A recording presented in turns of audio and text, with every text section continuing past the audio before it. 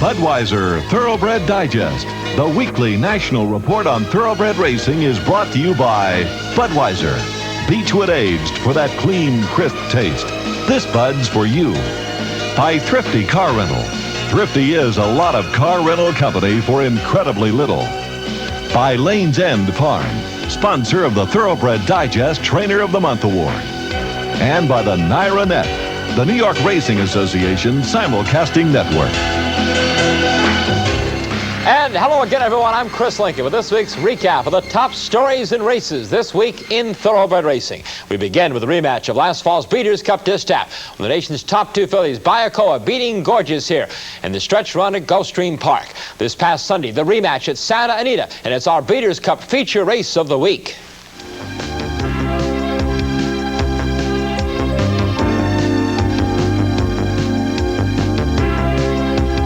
This week's feature race is brought to you by the Breeders' Cup, promoting racing year-round with the Breeders' Cup Budweiser Special Stakes Program, the new Premium Stakes Program, and Breeders' Cup Day, racing's $10 million championship. The Santa Margarita Grade 1 event, $300,000 a mile and an eighth for fillies and mares. Let's take a look at the field now. Carreta Tostada, 10-1, is on the rail with Sandy Holly. Kelly's scratched. Nakiska is scratched because of the sloppy racetrack. Then Robert Clay's outstanding filly, Gorgeous. Eddie Delahousie, strong second choice at 3-2. Rounding out the field, Luthier's Launch, the gray, at 15-1 with Alex Solis. Invited Guest was scratched. Then the supermare, Bayakoa, earner of $1.6 million, the richest active distaff earner, and certainly the favorite at 1-2 on the outside. Now for the call of the Santa Margarita, here's Trevor Denman. Field sent on their way in the Santa Margarita. They all broke very smoothly. Luthier's Launch on the outside, Bayakoa and Gorgeous. Those three in a straight line as they go under the wire the first time. Carreta Tostada drops back by 6 lengths. They head to the 7/8 pole. Bayakoa going to go a little wide into that turn. Gorgeous going with her. Those two nose and nose up there. Luthier's Launch is showing much more speed than expected. She's only a length and a half off them. Another 8 back to Carreta Tostada. 3/4 of a mile to go. Gorgeous on a tight rein down at the rail, and Bayakoa right alongside of her. These two going to go head and head throughout by the looks of it. Another 2 lengths back to Luthier's Launch, who's holding her own there in third. And now it's a big gap of 10 lengths back to Carreta Tostada. 5/8 of a mile to go, and Bayakoa now kicks on with it. Chris McCarron allows her to go up and take a 3/4 of a length lead. Gorgeous is there in second, and now it's 3 back to Luthier's Launch. A half mile left to go in the Santa Margarita, and it's Bayakoa now drawing off. Bayakoa set sail for home, leads it by 2.5. Gorgeous, Luthier's Launch is running a big one and holding her own in third. They pass the 5/16 pole. Bayakoa by 2 lengths. Gorgeous is not done with yet, though. She's starting to come back at her on the outside at the top of the lane, and here's the match race we've been waiting for. Bayakoa leading it by 2. Gorgeous, Eddie Delahousie reaching for the whip. She's not finding, and Bayakoa is out there moving like a winner with 1/8 of a mile to go. And here she comes in another one of these spectacular performances. What a mare this is. Bayakoa and Chris McCarron waltz home in the Santa Margarita.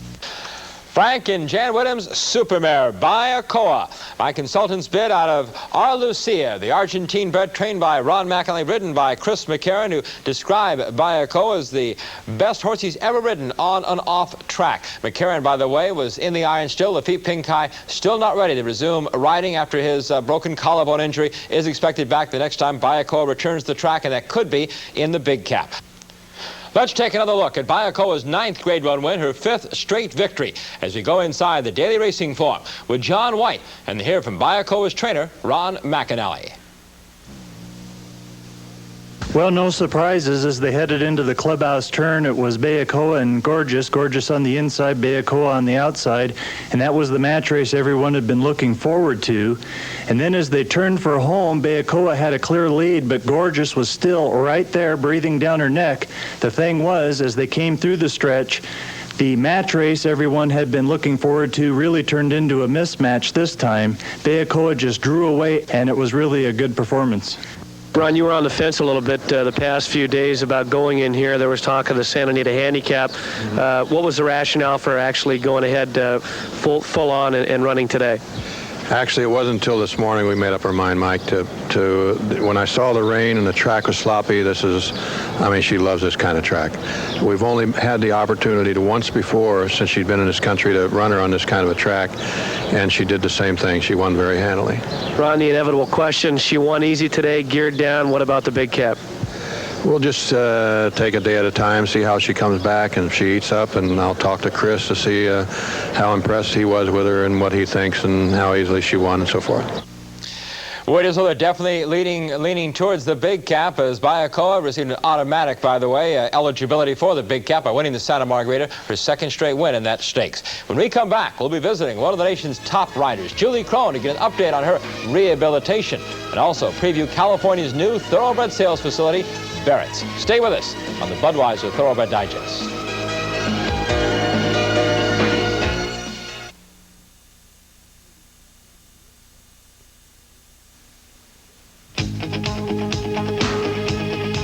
It's just a pure and natural beer for you. So icy cold, so crisp, so clean for you. Of all the beers that are cold filtered, only one has that distinctively clean, crisp taste. Budweiser, cold filtered and Beechwood aged for over 110 years. This Bud's for you. Lane's Inn Stallion Sire Classic winners. From their first crops, Sovereign Dancer and Sportin' Life, each sired classic winners. Sovereign Dancer, son of leading sire Northern Dancer, and the Bold Ruler mare Bold Princess, sired Preakness winner Gate Dancer. Sportin' Life, son of leading sire Nijinsky 2 out of Homespun by Roundtable, sired Belmont winner Bet Twice, and led the freshman sire list with his first crop. Sovereign Dancer and Sportin' Life, siring classic winners at Lane's Inn Farm, Versailles, Kentucky.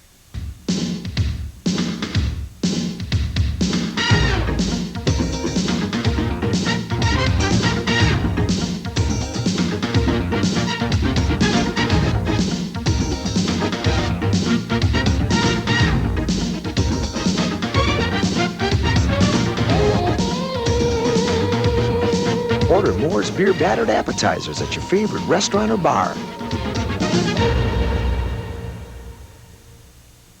Come to Barrett's for your future racing success.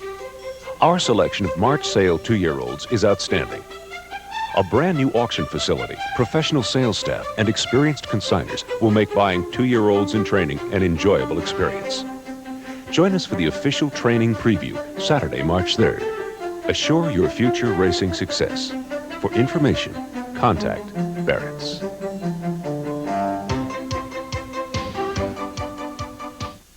With Julie Crone at Santa Anita on a park bench. Julie, it doesn't seem like I ought to see you on a bench. You ought to be on a horse. Everybody knows about the injury. Tell us how you're doing, when you'll be back riding. Well, I feel fine. It's kind of a question that's asked repeatedly, and it's starting to drive me crazy. Everyone goes, how you feel? And I'm like, I feel great. My arm is broke. I feel great. I've been running about 4.5, 5 miles a day, and just like doing lots of sit-ups and a lot of little hiney tuckers to keep my hiney nice and firm. So the jockeys will have a good view when I get back. Well, everybody heard about the accident. Relive that for us. What happened at the Meadowlands? I was on a horse that was running, and I was perched up on him how jockeys do. And he just stopped, and I stayed perched, continued to stay perched until I hit the ground, and someone ran me over. Well, everybody's been saying you'd be back by this time. Tell us what has happened, why the arm is not mended, what the treatment process is now. Well, the arm, the bone graft didn't take, and I'm on the blue boot right now, or like a magnetic force, or something that stimulates the bone to heal and grow. And I'm hoping that it'll be what they say. They say it's anywhere from a 30 to 60 day miracle type thing. And it has a very, very high percentage rate, like 83 or 90%. And at this point, when they put my x-ray up 2 months ago and it was the exact same amount healed as it was when I broke it, you know, it's time to take another step. And that's the step we're in now. And I'm hoping to be back by the Derby. Julia, let's make it a date, the first Saturday in May at Churchill Downs. Well, in California recently, we went out to Fairplex Park in Pomona to take a look at the new Barrett's Equine Sales Complex. Now, since the old Hollywood Park Sales Pavilion was torn down before the 1984 Breeders' Cup, there's been a real need for a permanent first-class sales pavilion in Southern California. A need that Barrett's president and general manager Jerry McMahon feels that they can fill. Barrett's is here because we felt that there was a need to showcase thoroughbred horses in a sales environment in a manner in California that hadn't been accomplished. The Barrett's Equine Auction Complex, built and financed by prominent California horseman Fred Sahadi, is located at Fairplex Park in Pomona, California, adjacent to the park's racetrack. Jerry McMahon gave us a tour of the 13.5-acre, $13 million facility. We really put most of the early emphasis on this barn area in terms of a safe environment in which to both train and show horses properly, so that horsemen and women that come in here will see that there's been some attention to detail and that the horse was thought of number one, really, in this area. And then, of course, you move up to the sales pavilion itself, and we try to do the same thing for both horses and people in the sales pavilion. And the sales pavilion really is the showpiece. I think so. It's at the front end of the property, and it's pretty dramatic, and, I think it's going to do the job for us. Barrett's breaks its maiden the day after the $1 million Santa Anita Handicap with its March 5th and 6th 2-year-olds in training sale. Their first catalog features 298 thoroughbreds, such top-name consigners as Will Farish's Lanes Inn Farm in Kentucky.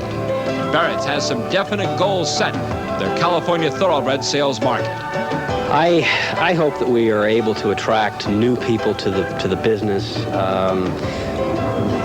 by bringing them into an environment which is professional, enjoyable, and bringing some of the sizzle back into the auction business out here.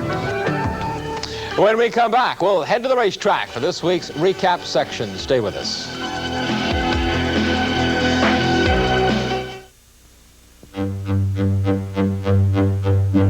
Unless a first-time starter has outstanding credentials or is a standout in a weak field, it is difficult to recommend them.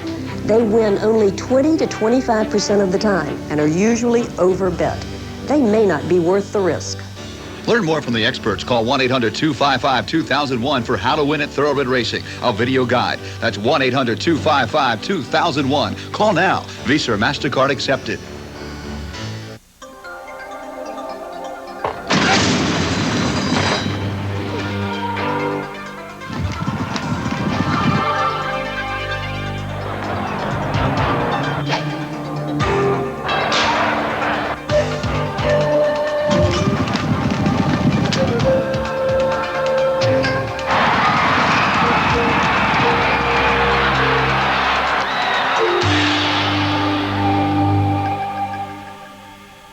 When flying is the name of the game, and you don't have any wings, you better have all the right moves. It's World Cup Freestyle from Lake Placid, Friday night at 8 Eastern on ESPN. Well, to start off our race recap of this week's top stakes events, we're going back to Santa Anita for Monday's feature on the grass. It's a 1.5 miles, $250,000 added San Luis Obispo handicap for 4-year-olds and up. Take a look at the action. Trapped on the rail, spotlighted there. Frankly Perfect, the 7-5 favorite. Winner of the Hollywood Turf Cup. Follow him along a bit more now. You'll see he's on the turn. Jockey Chris McCarron working now to get him to the outside. Front the leaders, Delegant and putting. Here's Trevor Denman. At the top of the lane, Delegant at the rail, putting alongside of him. Live the Dreamers in there, Retham on the grandstand side, and Frankly Perfect. Now these two coming strongly on the outside of the field. It's Retham and Frankly Perfect coming at Delegant. Frankly Perfect is going best, and he gets the lead with 40 yards left to run. Frankly Perfect and Chris McCarron win the San Luis Obispo. Frankly Perfect gets up and gives trainer Charlie Whittingham his first added money win of the 1990 Santa Anita meeting and his 8th San Luis Obispo. Frankly Perfect, a 5-year-old chestnut son of Perrault, owned by actor Sylvester Stallone, hockey great Wayne Gretzky, and his boss Bruce McNall, owner of the Los Angeles Kings hockey team in Suma Stables. One of 1989's top 2-year-olds, Slavic, made his 1990 debut as a 3-year-old last Thursday in a 1.16 allowance race at Gulfstream Park in Florida. the 2-5 favorite, made his move from 4th place in the turn and cruised by leader Caro's Cousin in the stretch. But then Slavic had to fend off the Eduardo Asperua trained Country Day in the final yards to get the win. The Danzig colt, ridden by last year's leading money-earning rider Jose Santos, trained by Scotty Schulhofer for owner William Perry. Slavic's next start will come in the Grade 2 Fountain of Youth Stakes on March 3rd at Gulfstream Park. Now, the Swanee River Handicap, the first of 2 turf features run at Gulfstream this past weekend. The Grade 3 mile and a 16th contest was for the fillies and mares. The Tom Skipping trained Fieldy sent off as the favorite. Let's pick up the call now. The Swanee River Handicap, track announcer Ross Morton.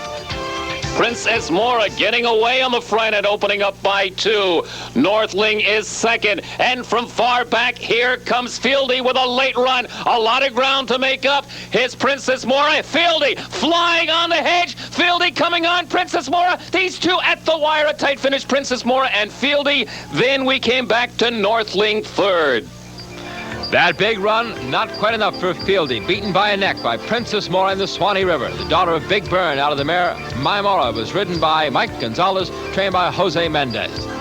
The next day at Gulfstream, the $100,000 Fort Lauderdale Handicap for 3-year-olds and up.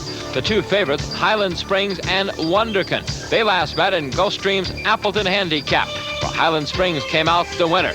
Could today be a different story? Let's go again to Ross Morton to find out. As they come toward the top of the stretch, Wonderkin looming boldly on the outside. Vaguely double in between horses. Iron Courage takes the lead. Highland Springs now moving between horses through the stretch. In on the hedge, it's Iron Courage, Wonderkin with Jose Santos inching up and getting the lead by a neck at the wire.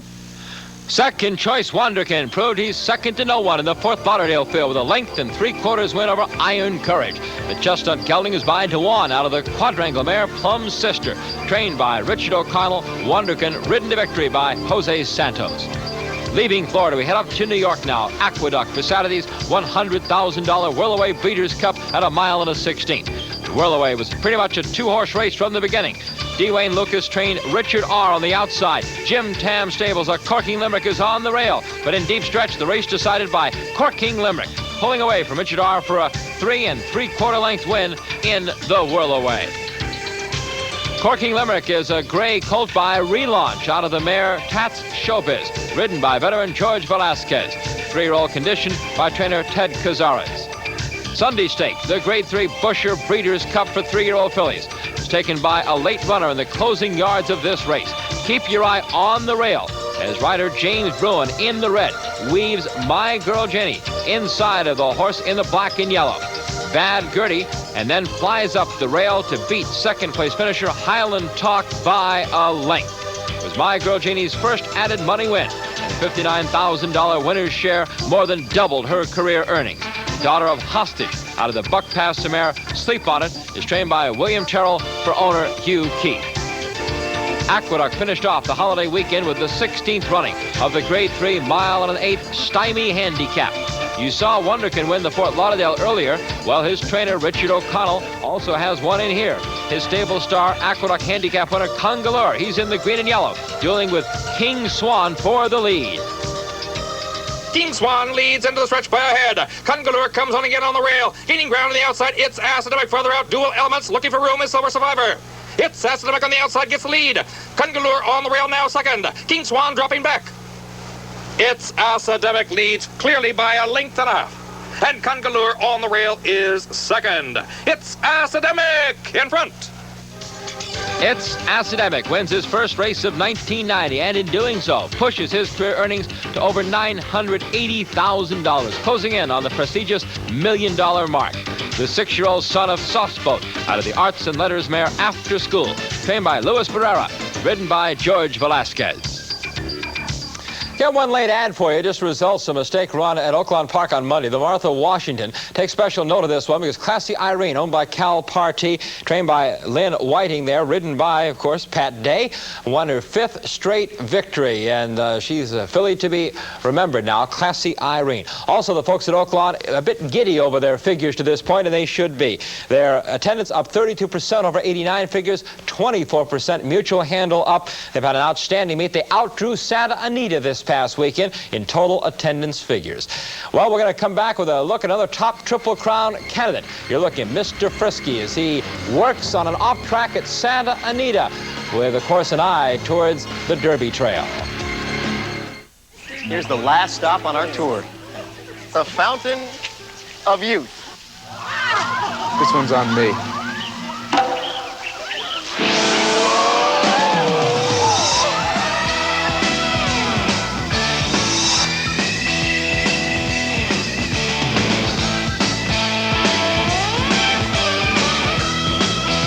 How about an ice cold bud, young man? I love this job.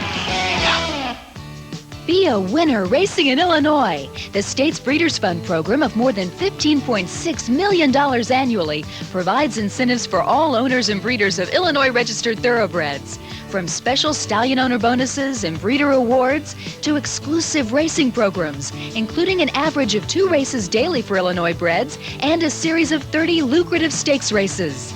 Be part of a winning thoroughbred breeding and racing program. Race in Illinois. If you weren't part of the New York Racing Association's simulcasting network in 1989, here's some of what you missed. The entree running 1-2. Dancing spree, seeking the goal. Closing ground, proper reality to the wire. Open mind closing. Open mind on the outside gains a lead. It's New York's Easy Goer in front. Don't miss out in 1990. Call us today.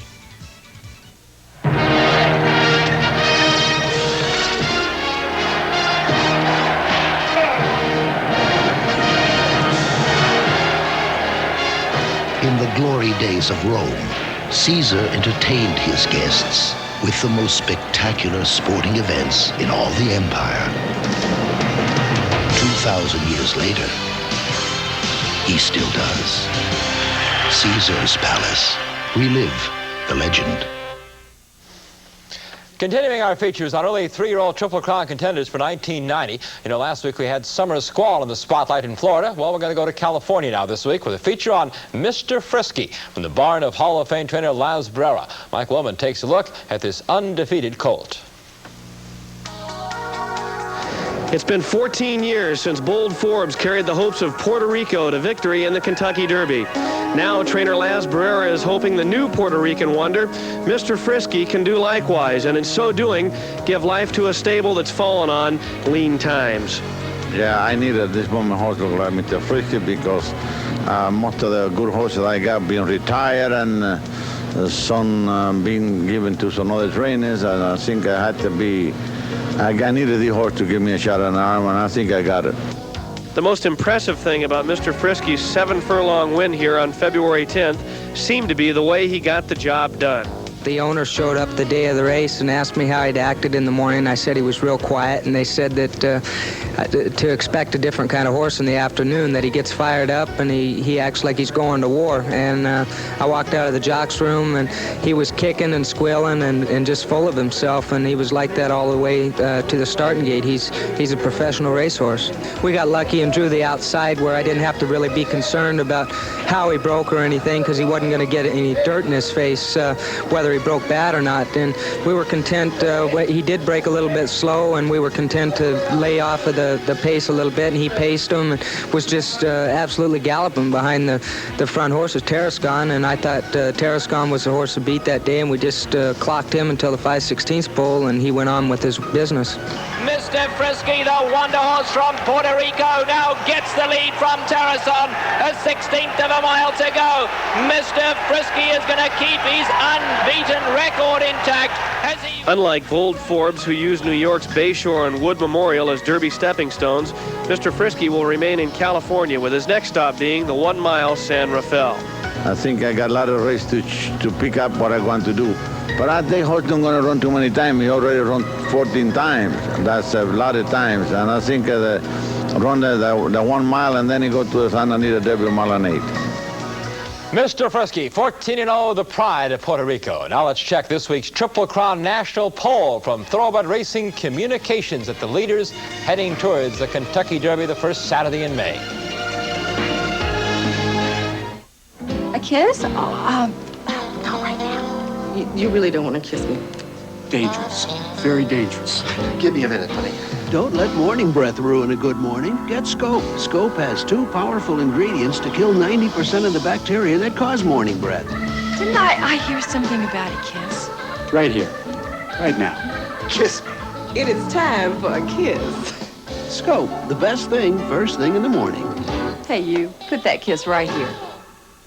1, 2, 1, 2, 3, 4. Give me a break. Give me a break. Break me off a piece of that Kit Kat bar. Give me a break. Give me a break. Break me off a piece of that Kit Kat bar. Got a chocolate crispy taste, gonna make your day. That's why wherever you go, you hear the people say, give me a break. Give me a break. Break me off a piece of that Kit Kat bar. This week on Speed Week at 11 o'clock Eastern Time Friday night, a complete wrap-up on all the activities at the Daytona 500. Speed Week, the motorsports coverage you deserve, Friday night at 11 o'clock Eastern Time. You're watching ESPN, the Total Sports Network. We continue now on our search for the Lanes In Trainer of the Month for February. Here are some top performances from this past week. Ron McAnally adding his second Grade 1 win of the month with Bayakoa and taking Sunday's Santa Margarita. Charlie Whittingham, his first big stakes win of 90 with Frankly Perfect, winning Monday's San Luis Obispo. And Lawrence Murray saddled the winner of Monday's $200,000 General George. King's Nest winning there. The heavy favorite Dispersal ran 5th, beaten some 6 lengths in that. Well, now let's join Dave Johnson out at Santa Anita for this week's feature, Horse Talk.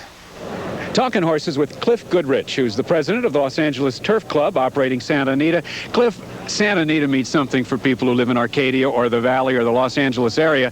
But what do you tell people from around the country what it's like to go to the track here? Well, I think it's a unique experience, Dave. I think people who've been here probably talk about the backdrop, the San Gabriel Mountains, and the beauty of the facility. It's 56 years old, and yet we always are trying to do some new things like the new turf course to keep it up to date. And I think it's one of the most beautiful racetracks in the world. At least that's what people tell us, and we plan on keeping it that way. Presenting an outstanding skein of great races, and this season, an interesting highlight with Shoemaker's last day. That was quite a day, and it really, I think, kind of carried the rest of the meeting because it was a grand day for us and a tribute to really a legend, and I think everybody that was here will never forget it. What was your final attendance on that day? 64,573, probably 35,000 people more than we would have had otherwise. And as you look forward, Cliff, what's happening in Southern California and for Santa Anita in particular? Well, intertrack wagering has just taken off. We'll be up some 20% this season, sending our signal to Southern California. We will probably be up 100% in sending our signal to other states, and I think that's where the future of racing is, not just for Santa Anita, but for a lot of tracks, to get their signal to the people so that more people in America can enjoy this great sport. Talking horses with Cliff Goodrich, president of the Los Angeles Turf Club, and we'll be talking more horses next week. Big race we'll be covering for you this weekend, the Don Handicap. Older horses in the spotlight at Gulfstream Park, and Summer Squalls to make his debut. And finally, a belated happy birthday wish to the great Hall of Fame rider and trainer, Johnny Longman, 83 last week. We'll see you next week. So long, everyone.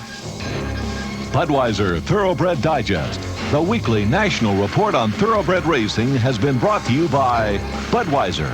Beechwood aged for that clean, crisp taste. This Bud's for you. By the Breeders' Cup, racing's $10 million championship. By the Illinois Department of Agriculture, promoting Illinois registered horses year-round. And by Caesars Palace Las Vegas, relive the legend. Ground transportation provided by Thrifty Car Rental. For reservations at over 700 locations worldwide, call Thrifty at 1-800-4CARS. Statistics courtesy of the Daily Racing Form, America's Turf Authority. This has been an ESPN Sports presentation.